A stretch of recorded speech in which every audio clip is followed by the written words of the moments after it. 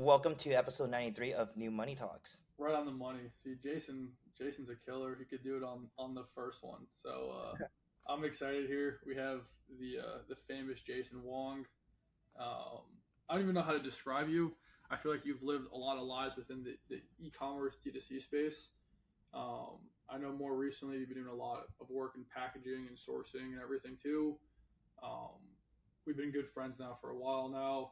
Excited to have you on. I think we should start off with, if you would describe yourself to someone new that you met in the e-commerce world, how would you describe yourself? Who's Jason Wong? What do you do and stuff like that? We'll start with that. I really started off as a jack of all trades, starting in e-commerce 11 years ago, trying to just figuring shit out. And this is before drop shipping. I've never done drop shipping. Like I ship products out of my own bedroom. I learned how to print labels on started on Shippo and ShipStation, and then run my own marketing, ran my own ads. I literally did everything in ecom Really? for the last decade. So like you said, it's really hard to describe what I do, but I run my own brands. I have my own manufacturing business. We have a logistics business, shipping stuff from Asia to anywhere around the world. So we have our hands in a little bit of everything, just because of the things I've done and the interest I've taken in. Sure. But it is very hard to explain my job. It depends on who they are, right? Like if they're in the space, and I can kind of explain what I do, but if they're not in the space, I just said I sell stuff online. Yeah, that's a good answer. Um, I know you run a brand called Dough Lashes. You've had that for a while. You've also done a lot of work with Shopify as well too. I'm curious, like, how long ago did you launch that brand, and how did you kind of get involved with Shopify? Because I know you've done articles and stuff with them too. Yeah, so Dough Lashes really came as a passion project, as a trying to see if I could start a brand in an industry that I have no business being in, Okay. with a budget that doesn't seem realistic for most people, and see if I can make something out of that. So it's around 2018. I was seeing someone at the time, and the topic of wearing lashes came up. So I was like, okay, let me make something. Like I just got out of my last brand, which is a coloring book company. I know, super random. Had a coloring book company, did really well there, exited that, and I was like, I need something else to do. And so it's funny because I actually was listening on a podcast about these two guys that were drop shipping lashes and made up $1 billion off of it. And I said, well, I could definitely do better than that. So just through that and my experiences in music festivals, going to a lot of concerts and seeing everyone wearing the lashes, I was like, wait, I could literally see the product and the customers behind it. And so it went down a rabbit hole of, okay, let me talk to these people, literally walking up to them in concerts, um, interviewing my girlfriend at the time, her friends, and everyone around me about what they like and don't like about lashes, what are the price points they're willing to pay, what are the pain points, what do they wish they have, and really made that product for them. And in doing so, I also wanted to challenge myself and say, can I do this with $500? And it's a very unbelievable Really, with five amount of hundred money. bucks? Yeah, that was the profile that Shopify did on us, right? Like Shopify did an entire case study of like how did dough lashes start with $500. Wow. And I would say like back in 2018, it's definitely a lot easier. There's a lot less competitions, right? So like with $500, you could really start, take it a long way. So $500, $12 on a domain, $29 for a Shopify theme. The Shopify plan, it was a free theme actually. I edited the shit out of Would you that. use Debut? Did you use Debut back in the day? One of those really like, it was a free theme. I don't know the name anymore. Sure. And then the lashes were like $2 a pop. I bought, I think, 200 pairs of it, $400 total. Got it shipped through. Everything was around $500. All right. Sure. 200 pairs of lashes. I sent 100 of that to influencers, to like people that like I knew in the space. And again, like I always tell people, when you listen to things on the internet, when you listen to podcasts, always have context, because there's always a lot that had to happen for me to do what I did. So Sure. the reason why I was able to have all these influencers is because I had a clothing brand previously, and I just had a list of people who I were sending hoodies to. Mm, So I went down that list, sent it to those people. They post about it. Again, 2018, no one was really doing sure. micro influencers, right? Like no one was really taking advantage of that. So we sent 100 pairs out. Half of them got posted. We had 100 pairs left to sell. Literally 100 pairs in my bedroom. I have a picture of it to show you. We sell through that, used that money, bought another inventory, and just kept flipping it for the next 9 months. No Facebook ads. I didn't even know how to run Facebook Oh ads. wow. And that's how we got started. So that lash brand was really just an experiment for me. It was never meant to be a real business in a sense. It eventually did. We have people working there. We have creative directors. We have all the people that you can think of in the beauty brand. But really, when it first started, I didn't plan for it to be a real thing. It was just for me to see if I could do it.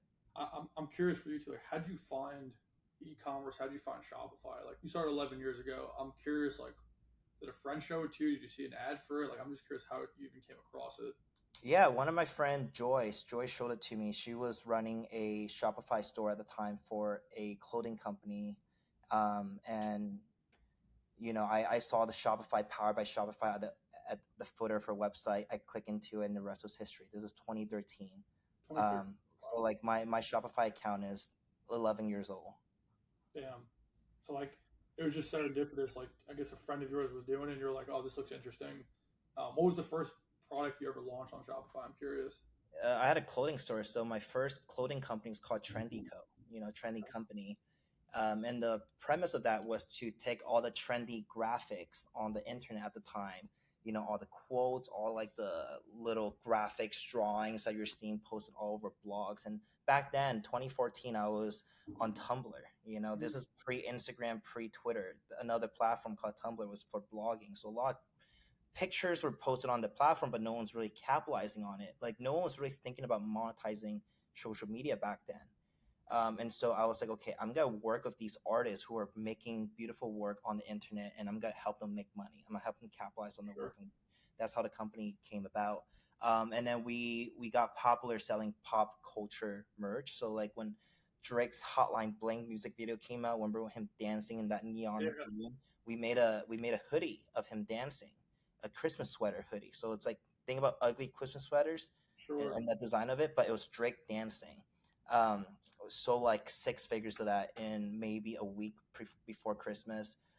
When the presidential campaigns came out, I was making merch for every single party out there. Like, like if I could do it, like if there's money in it, I did it, and that's really what got us, put us on the map. Was we took the trend and we try to help the artists behind it capitalize on it. Sure. And were you in college at this point? Did you go to college? Were you in high school? Like, what was I like the was I was in what was, high school. what was the Um, reason for this? You're like, I just want to make money. yeah, I had to make money. I woke up one day and I was like, the career path that I was going after was simply because I want to make money, not because I was passionate. And I want to be a doctor. And I'm very, very thankful that I'm not a doctor, because I'll be a shitty doctor. I my parents and I immigrated to America when I was 8 years old. We lived in Lower East Side Manhattan, on East Broadway, in one of those little hostels. Like, there, it was 50 bucks a day.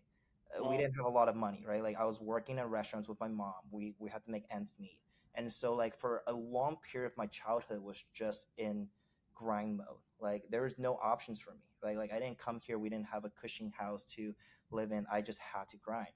And so one of the things I thought of was like, okay, I'm gonna go to school. I'm the only kid in my family, single mom. I'm gonna have to make it work. So I Googled what is the top paying job, and the top three jobs was like somewhere in the medical field. So I said, okay, I'm gonna go and be a doctor just to make 200 grand a year, 300 grand a year. And then one day I woke up and I was like, shit, I don't even think I can make it through med school. I better figure out how to make money. One of my really good friend, Naman Shah, my best friend in high school. Um, at this time in high school, I went to school in West Palm Beach, and West Palm Beach sounds like a nice area. It's a very affluent Yes. neighborhood. So imagine being like the poorest kid in an affluent neighborhood, just simply because my uncle had a house there that he can enroll me in a school in that Sure. neighborhood. So Naman came from a pretty good family, but he also had a little thing on the internet where he was making blogs and making money from it, getting Google to pay him to click on the ads. Sure. And so he was like, yo, make a blog. I made a blog. I grinded every single day. I was pushing out content, reblogging with other people, and grew that audience to a few million followers. Like, a few Wow. million back in Really? 2013. Well, what All kind of right. audience was it? It was like comedy, memes, Wow. like the whole nine yards. Like, right now, when you look at Instagram, for a period of time, there was like Twitter posts, right? Like people Yeah. screenshotting Twitter posts. Back then, it was actually Tumblr posts. A lot of people don't know that, and I was the one producing some of those contents. Not all of them, some of them. What is up, New Money Talks fam? Super excited to tell you about our awesome sponsor today. It's actually my business, ShipDudes. Check us out, shipdudes.com.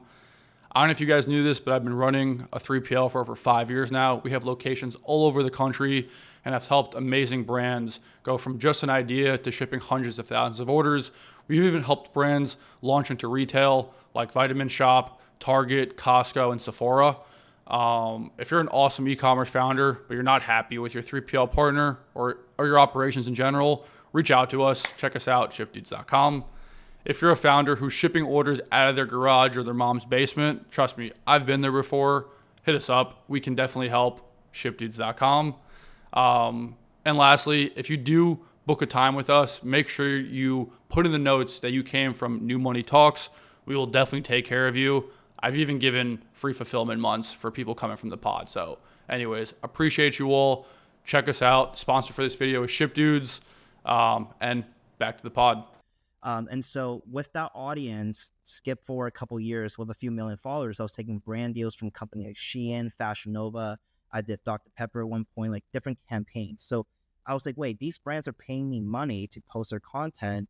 I should probably launch my own brand. So in 2014, July 2014, I launched my first company, Trendyco. On the platform, I basically had free marketing. There's no Facebook ads, no Google ads, just pushing it out on Tumblr. And so my margin was stupid high. Good days.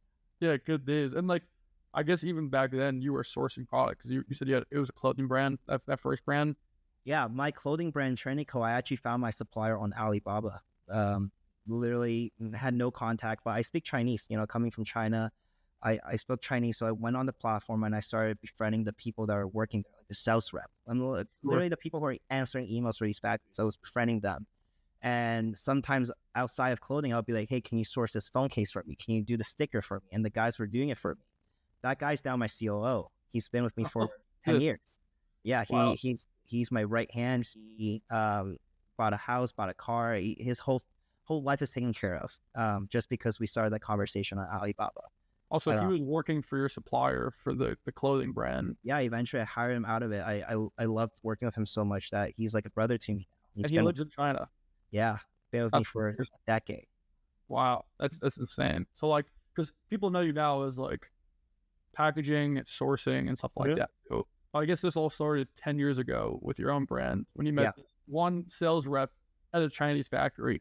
So, one thing that I think a lot of people don't realize, especially younger brand owners and founders, is like when you're buying something in China, there's actually another person in China, like a sales rep actually working with you. Like, I don't think people think like, oh, I go on Alibaba, AliExpress, I click a few buttons and boom, it just like shows up here in America. You know what I mean? Yeah, no, there's a real person. And sometimes because they don't think it's a real person or they don't respect that person because they're not from the same place that they're from, they speak to them in a condescending way.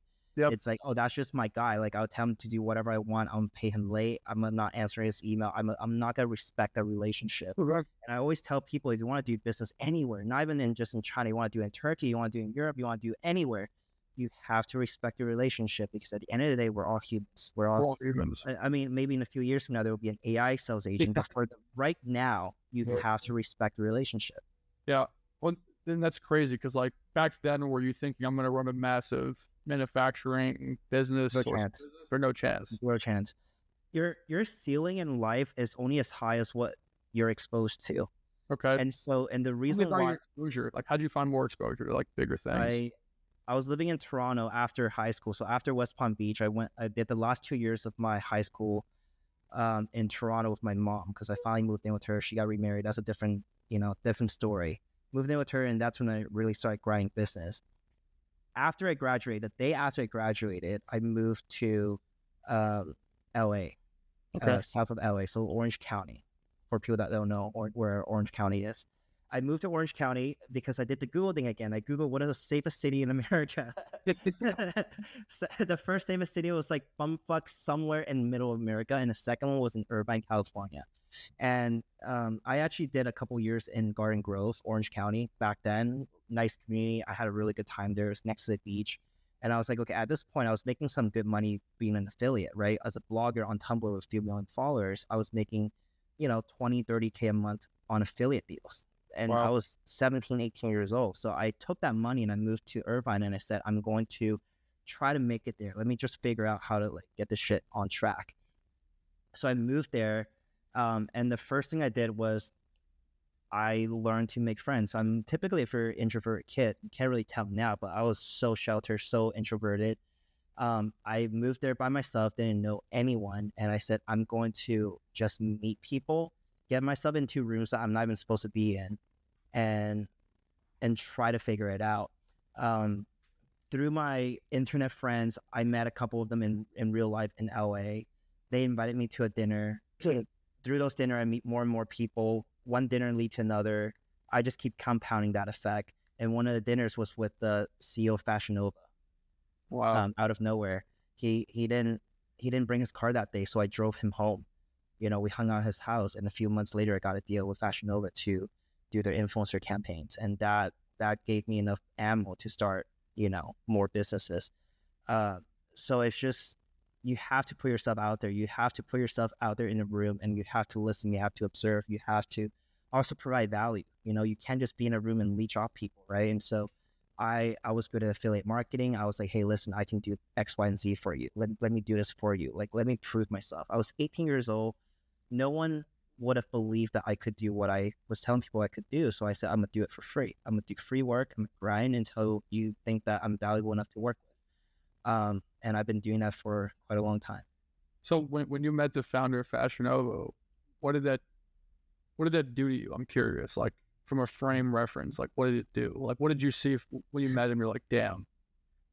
It goes back to the ceiling theory, right? Like if you grew up in a small house, your whole vision of life is like, this is a house and that's as big as a house will be. I went to his crib. That you need like walkie-talkies in that house, right?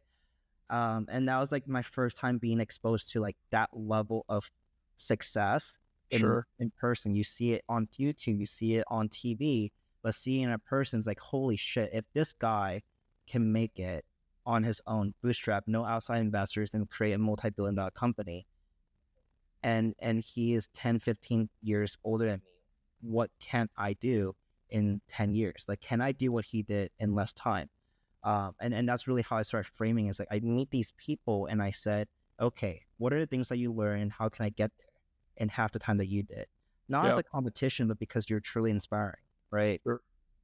So like the same exact thing happened with me. I did a podcast with him. His name is David Heacock. I don't know if you've seen that one, but pretty much this guy runs a brand called Filtered By, and he fully bootstrapped it. Does like 300 million a year type of thing, and he manufactures all the filter. It's a filter company, like air filter. And like I went on his private jet that he owns. He was telling me about like the numbers that he does. He shows me the warehouse, and I was like, but then I saw like kind of how he operates, and I was like, oh, this is like the next level of how you have to operate. Like no time wasted, assistance galore, like every second matters, like spending time with your families too at the same, like everything is just like fully, like I call it David Heacock energy, because like literally the guy just like next level of operator, right? And I feel like you probably had the same experience when you met the guy from Fashion Nova. You're like, damn, like this is what it looks like to like be at that next level. Absolutely. And the thing is, like, these people exist out there and they're not as inaccessible as you think. Yeah, you just have to think yourself in a room, right? And so at the end of the day, the common thing between both our stories is that you have to put yourself in that room. No one's got to invite you and say, John, come into this room with this wow, right? I DM'd him on LinkedIn and I was like, hey man, love your content. You want to come on the pod? And like that conversation, like he replied to me in like a few minutes, and then I did the pod the next day. So like that initiative is what kind of brings you to that. And you have the same initiative. Like you moved on your own to California, knew nobody, had nothing, and just figured it out. Somehow end up at a party with the guy at Fashion Nova. And then boom, that gives you that opportunity to be like, oh fuck, this is crazy. Absolutely. Yeah. What happened after that? So like, how did you, like, at that point, what, you're 20 years old, 18, 20? 18. I was 18 around that time. You're 18. Like, walk me through how, like, I want to know more of the sourcing stuff, like Saucy, and like that happened recently, last 2 years, right? It's like, how did you go from that? Obviously, you had Dell Lashes eventually too. Like, I feel like there's a gap in between of like what was happening in those like 4 or 5 years. Yeah, I'll walk you through it. So 2015, I was 18 years old, moved to LA and running Trendy Code. And then, that business, I would say, was like my very first business, a lot of learning lessons. So I closed that company down 2 years later, just because I was running out of trendy stuff to make t-shirts out of. And around that time, I thought of a way to monetize off memes, like internet memes, the memes that you're seeing on Instagram, on Twitter. I was like, no one's really making money off of that except putting them on a t-shirt. That's kind of boring. And I saw a news article of a company that was making coloring books for swear words. Like you can buy a coloring book and just color in the F word. And they did very, very well. And so I was like, okay, I like this medium. Can I translate this in the stuff that I'm doing? Because I was a blogger, right? I have a few million followers. I have like a ton of exposure to the contents being made on the platform. I'm contributing to the way that these memes are being made. Let me just turn them into a coloring book. So I had hangman crossword puzzles of trendy words, like the words that you're hearing the kids say right now. We put them in a crossword puzzle. We had the maze where like the starting point is blank, and then the ending point is Trump's face. Like I thought, I had a maze inside Trump's head where you can like go through his brain. I had coloring of SpongeBob, like anything you can think of. All these like are these custom books? Entirely custom. I hired Illustrator off of, I think it was Behance or Drip, or one of those design agencies or design platforms, and I found a portfolio of a guy in Portugal. His name is Pedro, and I was like, hey, like I need you to illustrate these stuff for me, and I need you to like help me Photoshop it so it looks like it's a real book. And take in, I do not have this book in my hand at the time, so this is mid-November 2016. I remember sitting at my ex-girlfriend's house up in Northern California making this book. It was a 24-page book, the first holy meme Bible of the year's most popular memes in one single book. I photoshopped the picture to look like it's a real book. I posted it on my blog, and I put it around a headline, kind of like a BuzzFeed headline back in the day. How BuzzFeed was like the trendy headline. And I was like, this is a coloring book that everyone wants for Christmas this year. And I just put that headline. I took out the BuzzFeed logo, so it's not really like infringing on their IP, but it looks like one of those formats, right? When you screen cap a news article. I put a picture of the book as is rendered. Again, doesn't exist yet. Threw it on Tumblr, and I did $9,000 that first day. Or actually, no, $4K the first day, $7K the next day, $9K the next day. The day after. End of the week, I did $100,000. Wow. $100K on a book that does not exist yet. It doesn't exist. It was $9.99, doesn't exist. So I was like, well, shit. At this time, it's December 3rd. I'm sitting in a classroom taking my finals. I was first year in a community college. I was so stupid I couldn't get through school because I was working on, I'm not going to make an excuse for why I didn't make it to a good school, but I was really working on the online stuff, right? I was making $30K a month on Tumblr. Why would I pay that much attention to school? So I went to community college as like a backup plan. On that day, I was like, wait, I have $100K in the bank right now. Why am I taking this final? So I walked out of finals, and just kept grinding on that book. And I did 4 more years of that book. I did Holy Meme Bible 1. I did, the prophecy, the resurrection, kind of like a Bible book. It was like a little parody, right? And then we launched games, like board games, like a heads-up game. We can guess what the meme is. We had candles, bath bombs, and I was fulfilling that shit out of my bedroom. That first book was stressful, right? December 3rd, there's no print shops out there taking on orders. I couldn't make it in China, so I found a print shop locally to print. What was it, like 10,000 books? Jeez. And then got it shipped to my apartment. And again, I didn't live in like a nice apartment. I had like a room in an apartment, so I was fulfilling that out of the living room, in my bedroom. I put it in a big trash bag, drove it to a USPS drop-off center, and I did that every single day until December 13th during the cutoff. So for the next week, I was just fulfilling orders every single day. And that's how I made a meme company. Like that company went off. I sold off parts of the assets. I sold out the books, sold out the bath bombs to different companies. They never really did much with it. But that was like my first like real success, if you will, outside of the clothing brand. After that, I launched Doe Lashes 2018. Okay. Wow. Launched Doe Lashes. And my whole thing about Doe Lashes was like, again, it's an experiment. I want to document it. So I started documenting it on Twitter. And through Twitter, at the time, no one's really posting eCom stuff. Right? You have to think through 2018, 2019, no one's going through there selling you a course. No one's going through there telling you exactly how you did it. Everyone's trying to keep what they're doing a secret.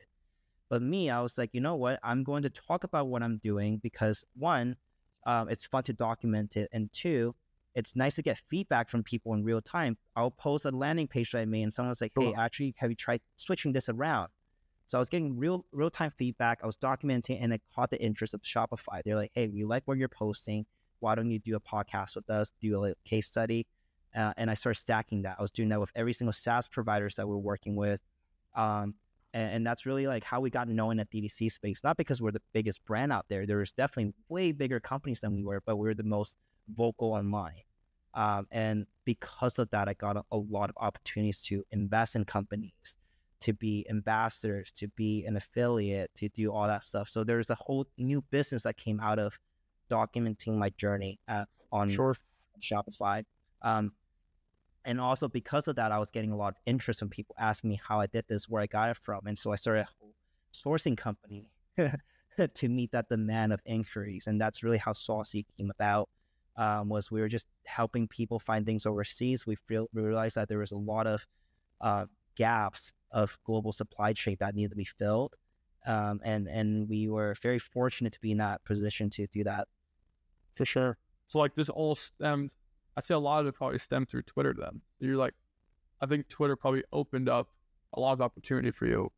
Would you say so? 100%. And I quit Twitter about 2.5 years ago. Quit as in like actively posting. Right now, my team posts about it. I don't tweet anymore. I don't reply to people anymore. Maybe here and there I'll do like a like and like a share, but I stopped because it felt so cluttered. Like what I started doing back in 2018 was now being done. Not trying to take credit for starting the movement of the Twitter eCom guys, but it certainly didn't help that everyone else is now posting about what they're doing and like hosting the dinners, taking the sponsorships and do that all that stuff. Listen, get your bag. Absolutely, take the money. There's a lot of SaaS companies out there willing to pay you a ton of money to post about them. Take the money. I'm not gonna do that anymore. Simply because I feel like that really deviated away from like my initial passion to do it. Like I don't have the passion to do that anymore. I'm turning away 6 figures of brand deals just so that I don't have to do that anymore. I love just building the business. I don't really want to talk about it in the same way that I used to. For sure. No, I think what that does too, it also helps you network in the space. Like you met a lot of people obviously through online and through the e-com space and everything as well too. Like I love how this did connect to the supply chain part of it. I think that's where you shine. Like you having that relationship 10 years ago to the sales guy that was sourcing your hoodies. Now you've built this massive business that does packaging, does sourcing, the whole line, everywhere in between. I heard you say this, you were like, I see a lot of gaps and issues in the global supply chain space. I want to talk a lot about, so I've seen a lot about your sourcing business in a sense. What are some of these issues that you do see? I'm curious what you saw, what you currently see, and like how you are building a business to kind of fix some of these things too. 100%. So when you talk about the gaps, there's a few things that's top of my mind. Number one is trust. If you're a random Joe in America trying to source something from China for the first time, your first access is through Alibaba. You type in, I want to buy a tumbler, like a cup. And there's 8,000 suppliers out there trying to get your business. There's really no one to really go to. And so from a consumer perspective, your job, you don't really want to go through shifting through thousands of different options every single day. You're a product guy. You have an idea for making this the best tumbler in the world. You just want someone who knows the space to help you. You don't want to go through that. So one, you don't know who you can trust. And number two is it's very complex to sort through that. So that's really the gap that we found. Number three is a lot of the sourcing companies are not ex-founders. Because we are ex-founders of our own brands, we know exactly what to look for. We know what are the hurdles to get through. We know compliances. And so let's just say, John, today you want to make something, a merch item for Ship Dudes. you probably don't want to be the guy going through the websites, going through it. You have a million other things to handle. Wouldn't you want to just work with someone who can just handle that for you? Someone that understands it, back and through, someone that can help you negotiate on your behalf. You might get it yourself for $1 on Alibaba, but what if we can get for you at 80 cents, right? We might make a little bit of a margin in between that for our relationship and our time, but at the end of the day, you're still saving 20%. If you're saving 20% and I make 5-10% on that order, I don't think you're gonna be very upset about that. You're still saving 20%. And that's really how the business was able to start, is that we know what to look for. We know how to help brands, create an extension of the product team. And that's really what Saucy was we really want to be like the guys that you can call in your Slack. We're in Slack. You don't have to talk to us on WhatsApp. You don't have to talk to us on Skype. And that was also the other gap, is that a lot of suppliers overseas, they're not up to date on how to work with the Western companies. That's right? You gotta have to go. That's true. Yeah, everyone, WeChat or WeChat. Yeah, you have to go through all these loops and hurdles, and it's not really hard for us, but for people who are unfamiliar with it, it's quite a lot. But for us, we're literally in your Slack. Like, we have a Slack Connect. You can talk to us. Every single person on our team are ex-founders. They have to be bilingual, fluent in English. They can hop on a call with you at any time. They have design experiences. So it really feels like you're working with someone that you can meet in New York or whatever, and you have the same level of efficiencies, except they're in Asia. And that's really, I would say, the core DNA of our company, is that we're very rigorous in who we hire, and we want to hire people that really feel like they can be partners with you, rather than just a VA. Like, we don't hire VAs that can just answer emails and say, okay, John, we got it. The people that we're hiring knows their shit, and they will work with you to get there. 100%. And you and I are very similar in this, because I saw the same issue in the 3PL space. Like, communication sucked. It was like email ticketing system or chatbot. And I was like, Slack. Like, Slack is just the easy way to make it make sense, right? I'm curious of like the back end too. So like, say I come to Jason, I'm like, hey guys, I want you to source me again here, like this Tumblr or whatever, right? I want you to source me this model. What are you guys doing in the back end for me? Like, what does that look like? How long does it take? Like, what's the process? I'm just curious. So if it's a product that we already have a relationship with, like we source this Tumblr for 5 other companies already, we'll typically go through that same factory again.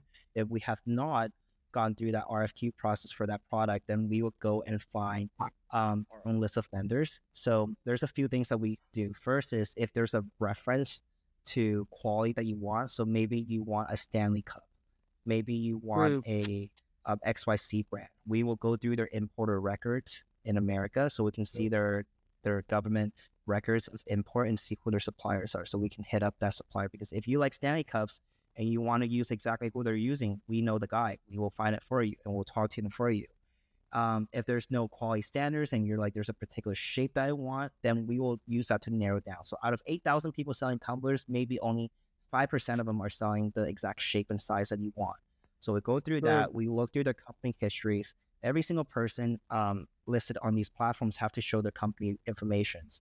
And I would tell you that a good portion of them are fabricated.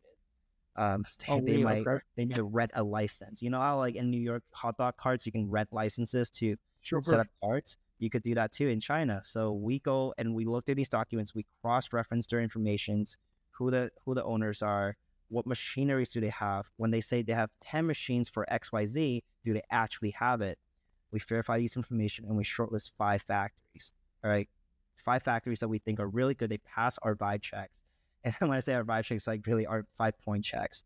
The companies, the machineries, their export histories, etc. Right? Then we get samples from all of them and we send it over to you. You like which one of the samples you like, and here's the price points for them: $1, $1.20, $1.30, 90 cents, 80 cents. Sure. And at the end of the day, we help you find some options, but you can also be like, hey, I like the 80 cents one. I don't care if it's a little bit less good than the $1.20 one. I'm good with the 80 cents one. We'll give you a range of options. You pick that. We start making products for you. Once it's done, we handle the logistics for you too. We pick it up from the facility with our trucks.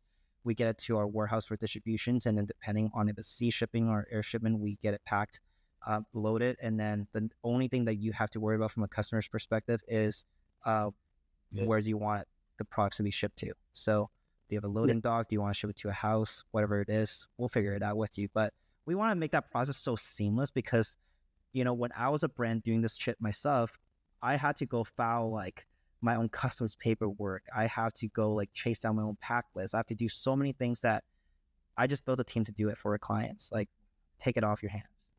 Sure. And so like, I think a lot of people don't like realize this, like that Stanley cup that you were talking about, you could literally buy the same exact cup from the same exact manufacturer as Stanley does, right? Just put your logo 100%. on it. 100%. 100%. How do you know that like, I guess you look at the records of like, so you'll know exactly that warehouse made the product, right? Yeah. Like by law, they have to be the import record if they're the person who is shipping it. So it will say XYZ company shipped this shipment. Here's the cubit weight. Here's the I don't think they'll give you a pack list on it, but they will tell you the details of the shipments. And then the recipient is whoever. Yeah. So then, like, obviously you see a lot of products going from China to the US. Like, let's talk about some trends. Like, what's doing well? What do you see a lot of people kind of like looking in a sense? People are always trying to look for new products to launch. Like, you're a guy that sees a lot of products leave China and come to the US. What do you think is a good niche market place for brands to be looking to start new products? Health and wellness is still a trend that I don't think is going down anytime soon. As long as there are people living unhealthy lifestyles, consuming unhealthy food, there will be the supplements to make them feel better. And whether that is a blue light blocking glasses, to a supplement drinks for longevity, to a pillow that lets you sleep better or snore less, those products will always do very well, and majority of them do come from China. I would say the non-trend is we're not seeing as many companies reshoring as people think they are. Like, there's a lot of headlines of people saying they're going to move their manufacturing to XYZ country outside China. That's not happening anytime soon. It's very unrealistic to move your manufacturing facility, uprooting it and moving into another country and doing it well, simply because China has had decades of head start in their supply chain, right? Like, when you go to Shenzhen, the city, the electronic city of the world, that's where all the iPhones are made. You can walk down the street and there's a guy on the left selling camera lenses, the guy on your right selling the phone casing, the guy on your left again selling batteries, and you can make an entire iPhone within 2-3 miles radius, right? The reason why you're seeing all these crazy robots coming out of China so fast, for I think $6,000 you can buy like a humanoid robot, whereas Tesla's robot is $20,000. The reason why they're able to do it faster and cheaper and better is because their supply chain is just so cracked. You cannot beat that. And so, you're going to move it to Vietnam, you're going to move it to Pakistan, India. You just can't do that right now because everyone that's supporting that one core product, right? One single phone, 80 different components, the 80 different suppliers are living within 3-mile radius. You can't move that somewhere else right now. Yeah, it's impossible. No, that's true. And like, I think it was a lot of people fearful of that, and there was a lot as the tariff and everything were happening. But same thing, even from the 3PL standpoint, I don't see a lot of people changing their manufacturing in China. It kept the same one. The prices were just scary for a good amount of time, and I think now it's kind of just like leveled out in a sense. If I think what you're saying is true, like only in China can you actually make this stuff, right? As of right now, yes. For a lot of them, yes. Yeah. Are you ever afraid of like some of these bigger companies coming in and like doing what you do better? Like, I don't want to say names, but like say Flexport, for example, stuff like that. Like, what do they do? Like, what do you do that's differently than like what they're doing in a sense too? I think we're just more boutique. Flexport is a huge company. They have a lot more resources, of a bajillion more money, more dollars than us.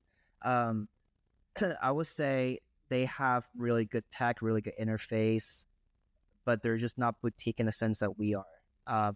We strategize with our clients on how to reduce their billable tariffs, right? Yeah. We help our clients strategize on their shipments to see like, oh, actually, if you don't need this much right now, let's just figure out how to ship this amount that you need, and then we'll ship the rest to another way to help them save money. Flexport's not going to care about that. Flexport is very self-serve.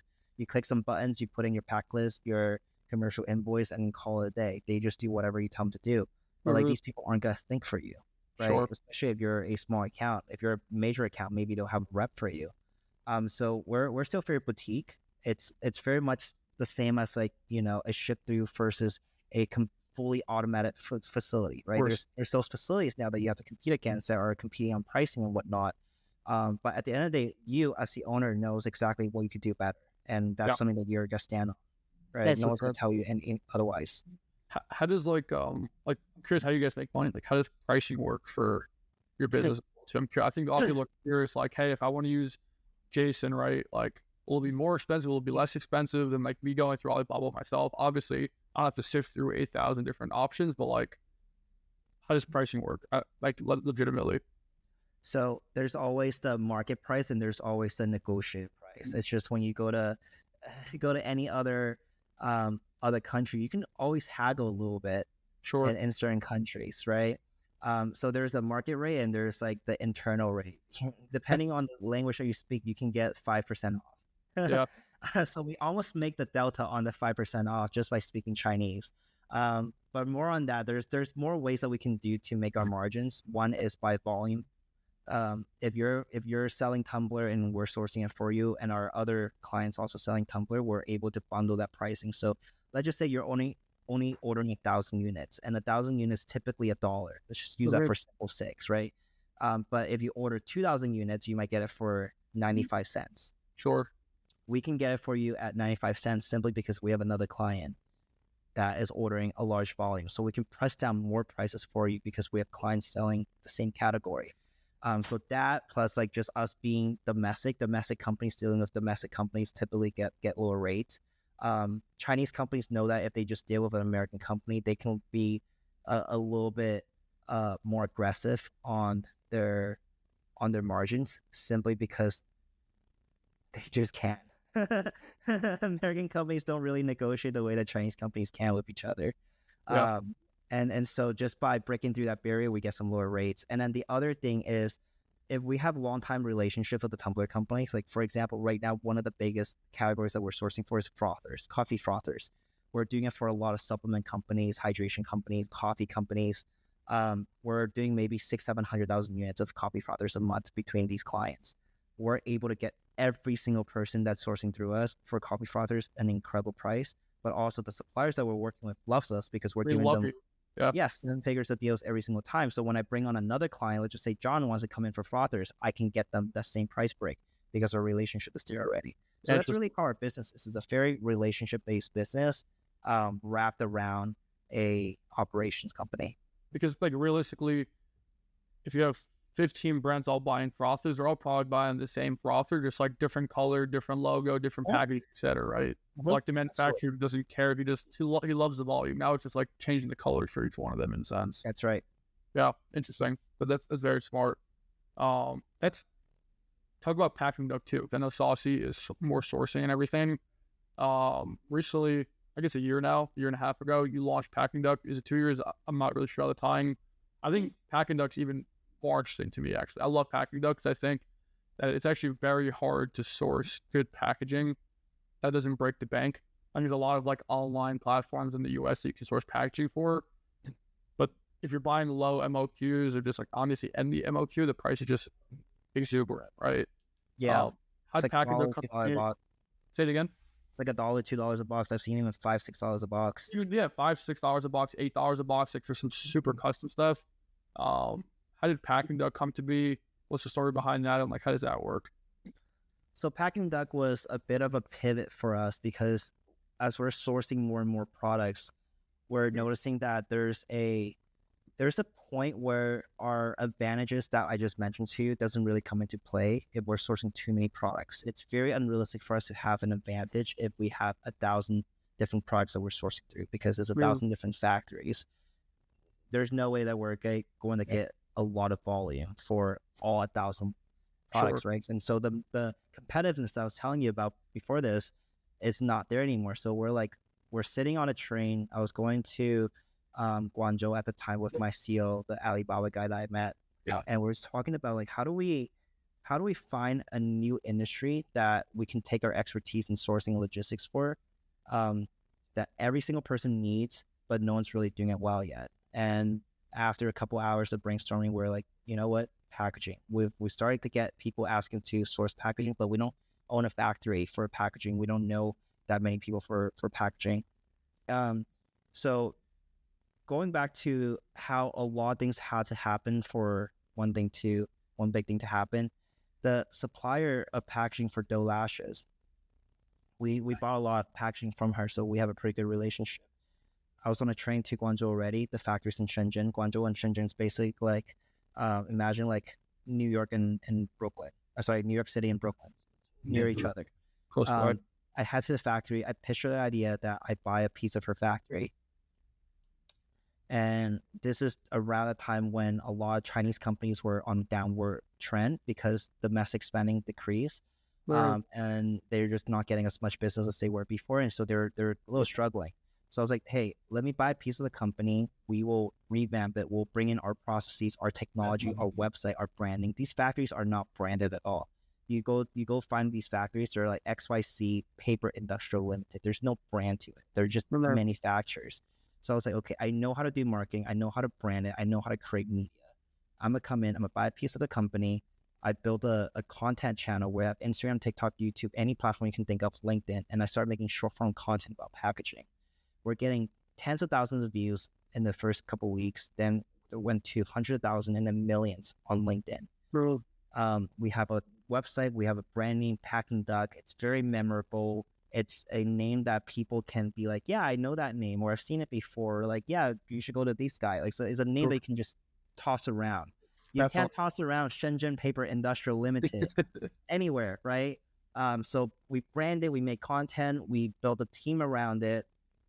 We're now building our own platform to make a lot of that process self-serve. And our pricing, because we own the factory, is a lot cheaper than everyone else. And because we don't spend money on marketing, like other factories have to go to conventions, they have to cold email, they have to go to trade shows. We don't go to any one of those things. We don't do anything for outbound marketing. So we have a lot more margins. We pass on that margin to our consumers. So on average, we're about 15, 20% cheaper than anyone else on the market. And that's how we started. I literally just bought the factory that I was using for dough lashes. That's awesome. Wow. So I think like what you said is true. Like number one, if you want to go direct to China to source packaging, it's hard because you fall into the whole WhatsApp, WeChat issue, like negotiating. You're doing that for the brands because like now you own the factory. I'd also say that buying it from domestic sources is really expensive. Like, what's the price difference between like buying a box in the US versus buying the box in China? I'm curious. That you would know more than I do. Absolutely, and that's really how the business got started. Was everyone needed packaging? 100% of the brands selling online, every single brand, sure, every single one of them needs packaging, and majority of them are not really thinking through it because a lot of them are getting the packaging from the person that's sourcing it. So when you buy a tumbler, it comes in a box. Sure. A lot of people, if you're making a tumbler right now, you don't really want to go source another person for packaging. You're like, hey, you sell tumblers, you make tumblers. Whoever you're using for your suppliers, for your packaging, for your other brands, just use the same guy. Just bill me for it.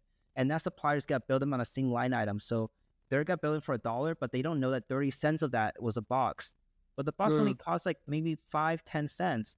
They're making a margin on the box, but you don't know that unless you question. So every single person that we met in the beginning was like, yo, holy shit, dude, like, how are you getting it so much lower? And it's like, all you have to do is just go find another supplier to get some discounts off what you're paying right now. But, you know, we're direct, you're going to get a lot more.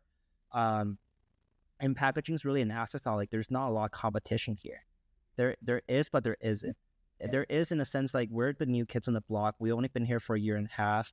We're like, we don't have millions of dollars that these companies have. Some companies have raised money. Some companies been around for 20, 30 years, run by people who are 30, 40 years older than me. Very successful packaging people, but they are not innovating in the way that we're trying to innovate. We're trying to bring AI into our business where our customers can talk to our AI to build their perfect box and render it in real time. That doesn't exist right now. We're trying to use AI to be like a co-pilot for you, and you can be like, hey, I need to ship boxes to Walmart. What is the shelving requirements? What is the compliances that I need to have if I want to sell into these retailers? Like, our AI will be able to tell you everything about that in regards to packaging to help you build that. That doesn't exist right now because all these companies are not innovating. I'm curious, like, what's the difference in price between a box in the US and a box in China, like on average? 3 times more here. Really? Wow. If not more. retail, if you're buying a box here for $6 in China, it's probably like $1.50. Probably around there. Less, $1. Wow. The only caveat is longer lead times. But if you're fine with the longer lead times, I don't think there's another reason why I would produce in America unless you're just trying to be very patriotic. But honestly, even in America, the lead times are long too. Like they're not short. Yeah.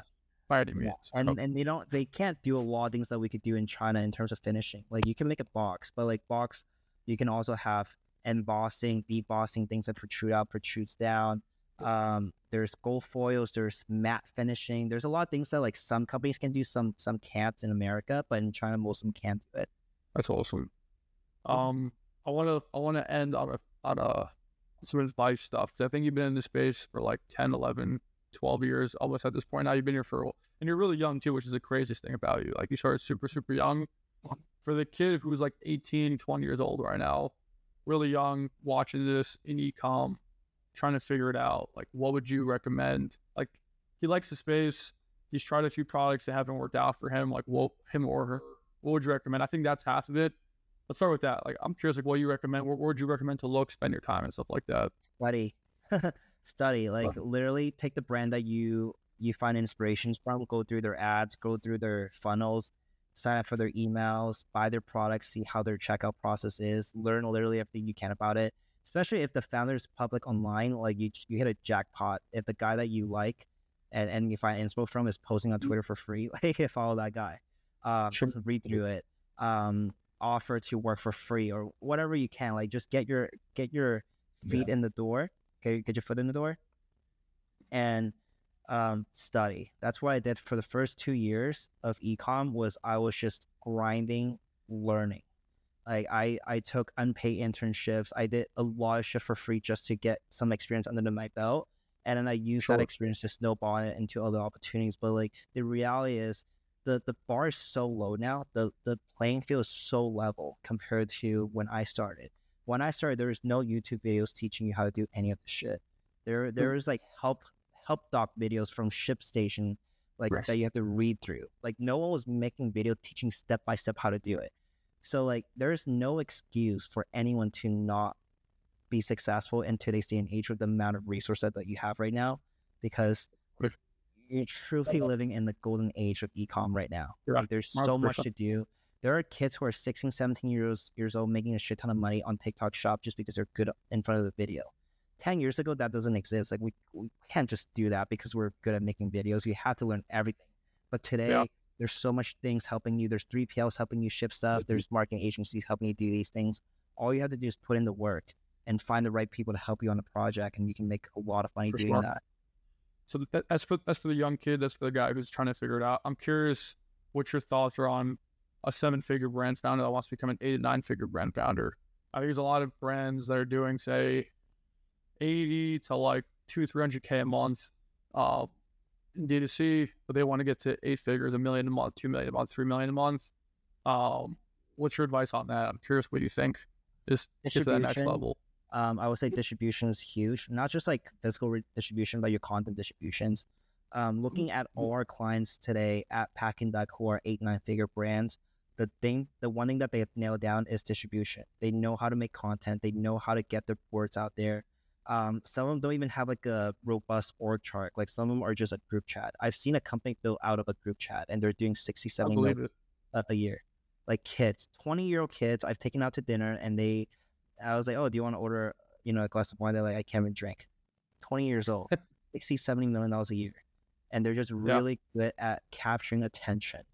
Attention is so free right now. Everyone's glued to their phone. Everyone's glued to their social media platform. There's millions, tens of millions of eyeballs waiting to look at your content. And you just have to know how to capture that. If you're able to capture attention, you can make a lot of money. And so if you're doing 80, 200, 300K a month right now, it means that you already have a lot of traction, but you haven't broke through escape velocity yet. But you're very close to it. 500K, I think it's like the point where you're like, okay, I have a lot more ammo to shoot at different platforms. But that is the place where you're like, okay, what is working right now? And how do I spend more money to double down on it? Like, is it scalable? So for example, if you're doing really well on content right now, can you rent out a studio to make 2-3 times more videos than you were making before? Because if you're able to attribute success to making videos, can you put more money into that? The other thing is, at the same time, start looking at what other brands in your category have done or have not done, at least ones that are inspiring. And I'm not saying like exactly the same product. So example, if we're selling eyelashes, I look at people doing mascara, right? I'm looking at people doing eyebrows. You don't have to copy people who are doing the exact same thing as you. But if you're seeing what people in the similar categories are doing, you can usually follow their trajectory if you respect them as a brand. Sure. Would you recommend launching more products or keeping with one hero off the product? I'm curious what your thoughts are too. This is a personal opinion. There's no right or wrong way about it, right? Roll by Hailey Bieber sold for $1 billion with 8 products, 10 products. We have another client who is doing 9 figures this year, and they are, I think they have maybe 20, 30 different SKUs. There's no right answer for this. It's entirely based on what your audience wants. You don't make more or less than what your audience wants. So for the client that has 20, 30 SKUs, at first I was like, dude, what the hell are you doing? Like, you're launching way too much. You're launching way too fast. And they're like, dude, our clients will buy anything we put our name on. Literally. They launch it, it sells out immediately. Yep. So of course they're going to go, why, right? But for some brands, they have hero products and they want to just be very lean and they only want to sell that product. And that's fine. 10 SKUs, perfectly fine. Olaplex, right? $300-400 million a year, selling maybe less than 10 products of just the hair conditioners. Yeah. Hailey Bieber did like 10 skincare products and call it a day. The reality of what we're saying here is that there's no right or wrong answer. It's all very context based. When you listen to things on a podcast, when you see people having success, you don't copy it exactly. You break down why they did it and why it was successful. And that's the only thing you have to do. Yeah, this is awesome. I think that's great advice too. I think a lot of people are stuck in that spot. And honestly, it's probably just more of doing what they're doing now, just more of it. So like you said, if you're killing content, open up a content studio, start pumping out more content. It makes a lot of sense. So, but yeah, this has been great, dude. Anything else you want to share? Where can people find you too? I want to plug you as much as possible here. So find you everything. Packingduck.com. Appreciate you. Packingduck.com. P-A-K, not P-A-C-K. A lot of people get it wrong. And sometimes it makes me question if I branded it wrong, but I stand by. I think P-A-K is better than P-A-C-K. Check you out, P-A-K-I-N-G. The Packingduck.com. And check out Jason. I'll link to you do post some great content on LinkedIn, on Twitter, and everything. Whether it's you posting or somebody else, it is sick content. You're obviously reporting it, so it's awesome content. Yeah, no, I appreciate you coming on. This is we're gonna do this more often, so I love this. And yeah, if you guys need packaging, check out Jason. You guys are the best for sourcing, are the best too. They're what we use, and all of our brands use as well too. So if you got this far, make sure you like, comment, and subscribe. This is episode 93. We're almost at 100, so we got 7 more to go for 100. But anyways, Jason, appreciate you, dude. And catch you guys on the next one. Appreciate it. Take care. You got it. Peace.